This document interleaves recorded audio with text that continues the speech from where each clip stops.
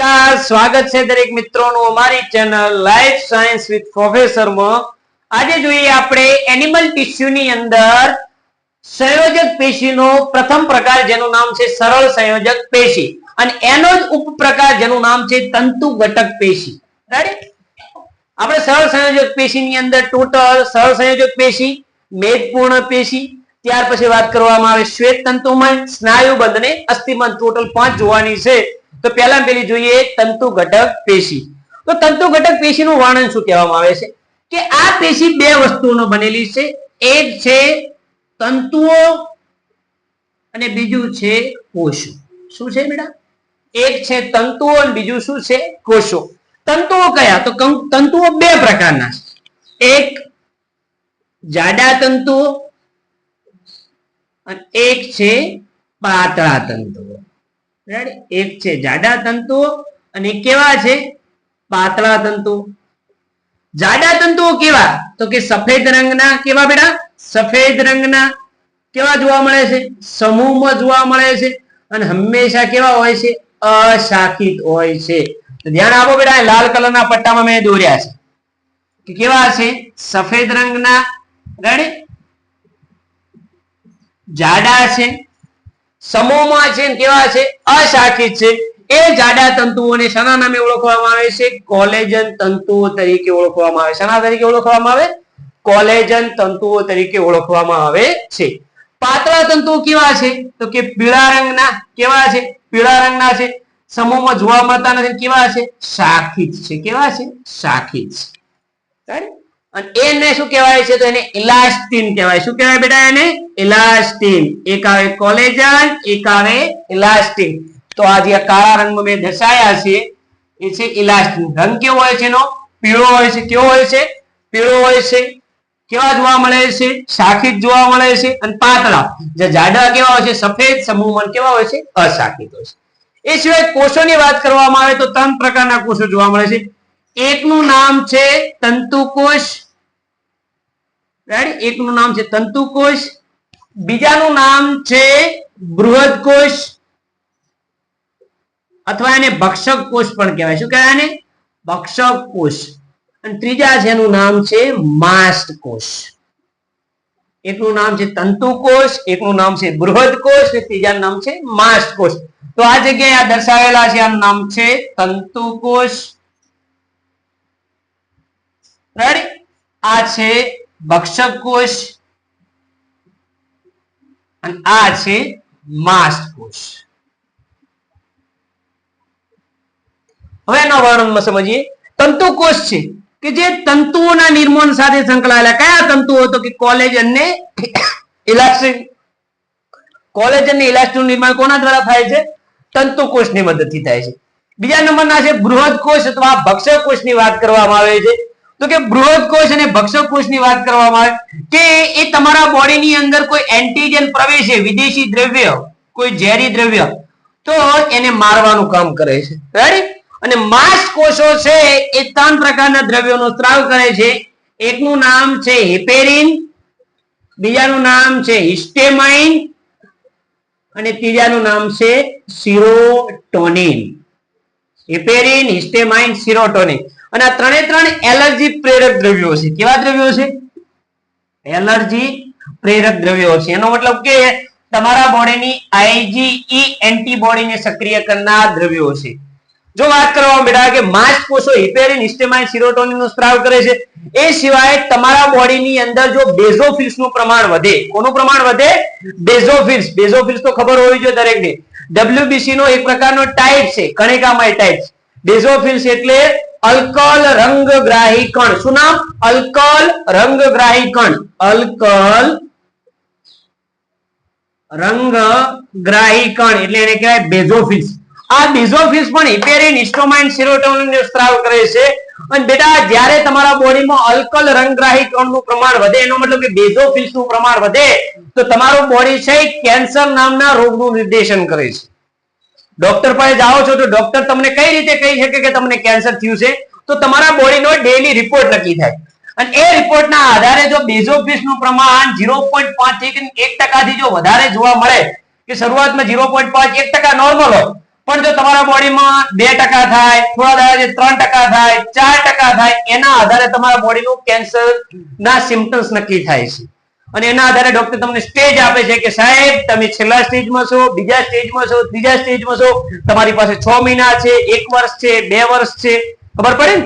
તો આ રીતે બેઝોફિલનું નક્કી થાય છે. એનો મતલબ કે માંસ કોષો દ્વારા સ્ત્રવિત હિપેરિન, હિસ્ટેમાઇન, સેરોટોનિન પણ કોણ સ્ત્રાવ કરે છે? અલ્કલ રંગગ્રાહી કણો સ્ત્રાવ કરે છે. હવે આપણે જોઈએ અન્ય પેશી જેનું નામ છે મેદપૂર્ણ પેશી. સરળ સંયોજક પેશીમાં હવે જોઈએ મેદપૂર્ણ પેશી. તો કે આ પેશી છે તંતુ ઘટક પેશી જેવી જ છે, સેમ ટુ સેમ તંતુ ઘટક પેશી જેવી જ છે, પણ એક્સ્ટ્રામાં શું ધરાવે છે?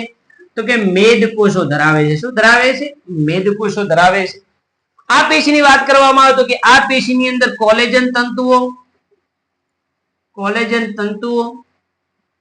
તંતુ કોષો, બૃહદ કોષો અને સ્થિતિસ્થાપક તંતુઓ જોવા મળે છે. સ્થિતિસ્થાપક. પણ આની અંદર આપણને એક વસ્તુ ગેરહાજર જોવા મળશે. શું? તો કે પીળા તંતુ એટલે કે ઇલાસ્ટિન દ્રવ્ય આમાં જોવા મળતું નથી. બીજી વાત કરવામાં આવે કે તે મોટા પ્રમાણમાં અધોત્વચીય સ્થાને જોવા મળે. ક્યાં જોવા મળે છે? અધોત્વચીય સ્થાને. અધો એટલે નીચે, ત્વચી એટલે ત્વચા, ત્વચાના નીચેના સ્થાને જોવા મળે છે સૌથી વધારે તે. અને બીજી વાત કરવામાં આવે છે કે આ મેદપૂર્ણ પેશી છે એની ખાસિયત એ છે કે પોતાની અંદર શું ધરાવે છે? મેદ દ્રવ્ય ધરાવે. શું ધરાવે છે? મેદ દ્રવ્યની હાજરી ધરાવે છે. મોટા મોટા દોરેલા કોષો નથી, શું છે? મેદ દ્રવ્ય છે. અને એમની વચ્ચે કોષ આવેલો છે, એ કોષનું કોષ કેન્દ્ર હોય છે. એટલે મોટા ભાગનું શું હોય છે? ચરબીના ભરેલા ભાગો જોવા મળે. કઈ જગ્યાએ જોવા મળે છે? તો કે ત્વચાની નીચે, મૂત્રપિંડોની ફરતે, એ સિવાય આંત્રબંધમાં, આંત્રબંધ એટલે શું? આંતરડાનો બંધ, આંત્રબંધમાં અને અસ્થિ મજ્જામાં જોવા મળે છે. ક્યાં જોવા મળે છે? અસ્થિ મજ્જામાં. અસ્થિ મજ્જા ક્યાં જોવા મળે? કોઈને ખબર છે? અસ્થિ મજ્જા. તો અસ્થિ મજ્જાની વાત કરવામાં આવે તો કે આપણું આ હાડકું છે, બોડીનું કોઈ પણ હાડકું હોય. જો મને પરફેક્ટલી દોરતો તો નથી ફાવતું, છતાં દોરો. આ હાડકું, એ હાડકાનો વચ્ચોવચ આવી રીતે આપણે છેદ પાડીએ તો આપણને આવી રીતે ગોળાકાર રચના જોવા મળે અને વચ્ચોવચ આવો સેન્ટર વાળો ભાગ જોવા મળશે. તો એ ભાગને શું કહેવામાં આવે છે? અસ્થિ મજ્જા તરીકે ઓળખવામાં આવશે. હવે આપણે જોઈએ શ્વેત તંતુમય પેશી. અન્ય સરળ સંયોજક પેશીની વાત કરવામાં આવે તો કે શ્વેત તંતુમય પેશી કે જે શાની બનેલી છે? કે તંતુઓ અને કોષોની બનેલી છે. આ પણ શાની બનેલી છે? તંતુઓ અને કોષો. પણ કયા તંતુઓ? તો કે મજબૂત રીતે જોડાયેલા સઘન ગોઠવણી ધરાવતા કોલેજન કોષો અને એની અંદર આવેલા સમાંતર ગોઠવણી ધરાવતા તંતુ કોષો. તો જો આ સમાંતર ગોઠવણી જોવા મળે છે અને સઘન રીતે શું આવેલા છે? કોલેજન તંતુઓ આવેલા છે. આ પેશીની વાત કરવામાં આવે તો કે ઓછી સ્થિતિસ્થાપકતા, એનો મતલબ કે આ એટલી બધી હલવાની ક્ષમતા ધરાવતા નથી. બીજી વાત કરવામાં આવે ને અચલિત પણ કહેવાય. શું કહેવાય એને? અચલિત. અને ખૂબ જ મજબૂતાઈ આપતી આ પેશી છે. ખૂબ જ મજબૂતાઈ આપતી આ પેશી છે. કઈ જગ્યાએ જોવા મળે છે? તો કે શ્વેત તંતુમય પેશીની વાત કરવામાં આવે તો કે અસ્થિ અને કાસ્થિના બાહ્ય આવરણ, અસ્થિ અને કાસ્થિના બાહ્ય આવરણમાં, કારણ કે બાહ્ય આવરણ ખૂબ જ મજબૂત હોય છે. એ સિવાય વાત કરવામાં આવે જો હાડકા વચ્ચેનો સાંધો હોય, દાખલા તરીકે ઘૂંટણનો સાંધો, કોણીનો સાંધો, તો એ સાંધામાં જોવા મળે. અને એ સિવાય મસ્તકના અસ્થિઓમાં, જે આપણું મસ્તક પેટી બનાવે છે. હવે મસ્તક પેટીની વાત કરવામાં આવે તો કે મસ્તક પેટીમાં શું હોય છે?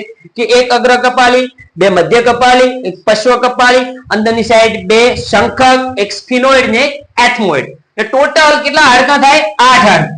અને આ 8 હાડકા મજબૂત રીતે કોલેજન તંતુઓથી જોડાયેલા. એટલા માટે આપણે મગજનું એક પણ હાડકું હલતું નથી. અને આવી મજબૂત ગોઠવણીને વૈજ્ઞાનિક ટર્મ્સની અંદર કહેવાય છે C1. શું કહેવાય એને?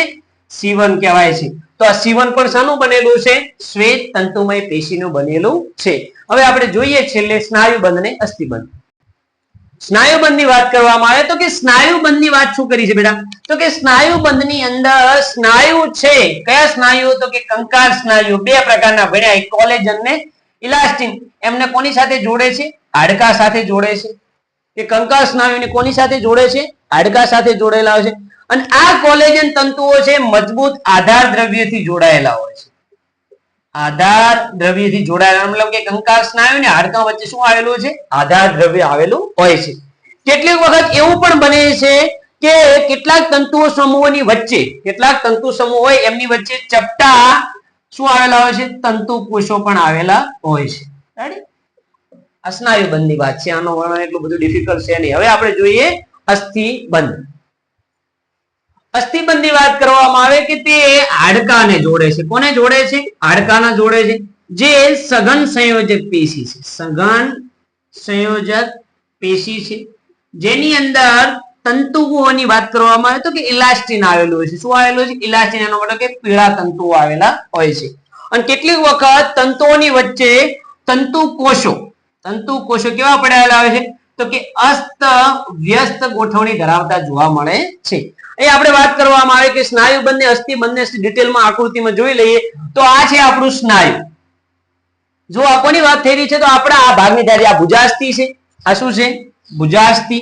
એક પ્રકારનું અસ્થિ થયું આપણું. રેડી? આ કોણીનો ભાગ છે, કોણી. આ નીચે વાળો છે અર્યાસ્થિ. આ છે પ્રકોષ્ઠસ્થિ. અને આ છે ભુજાસ્થિ. તો આ પાછળનો ભાગ હશે અહીં સ્કંધાગ્ર પ્રવર્ત. રેડી? આ રચના છે અક્ષક. એને કાંઠીલો પણ કહેવાય. હવે આ ટાઈપનું આપણું વર્ણન છે આપણા હાથનું. તો એની અંદર જુઓ કે આ સ્નાયુ છે, તો સ્નાયુ જો બીજી જગ્યાએ જોડાય તો એને કહેવાય સ્નાયુ બંધ જોડાય. શું કહેવાય એને? સ્નાયુ બંધ. સ્નાયુ જો હાડકા સાથે જોડાય તેને શું કહેવાય? સ્નાયુ બંધ તરીકે ઓળખવામાં આવે છે. અને જો હાડકું જો સ્કંધાગ્ર પ્રવર્ત અને ભુજાસ્થિ બંને એકબીજા સાથે જોડાયેલા તેને શું કહેવામાં આવે છે? અસ્થિબંધ તરીકે ઓળખવામાં આવે છે. તો આ પ્રકારની આપણી સરળ સંયોજક પેશીનું વર્ણન પૂર્ણ થાય છે, જેની અંદર આપણે તંતુ ઘટક પેશી, મેદ પૂર્ણ, ત્યાર પછી વાત કરવામાં આવે શ્વેત તંતુમય, સ્નાયુબંધ અને અસ્થિબંધ, ટોટલ 5 પ્રકારો ભણ્યા છીએ. હવે પછીના લેક્ચરની અંદર આપણે ડિટેલમાં કંકાલ પેશીને ભણીશું.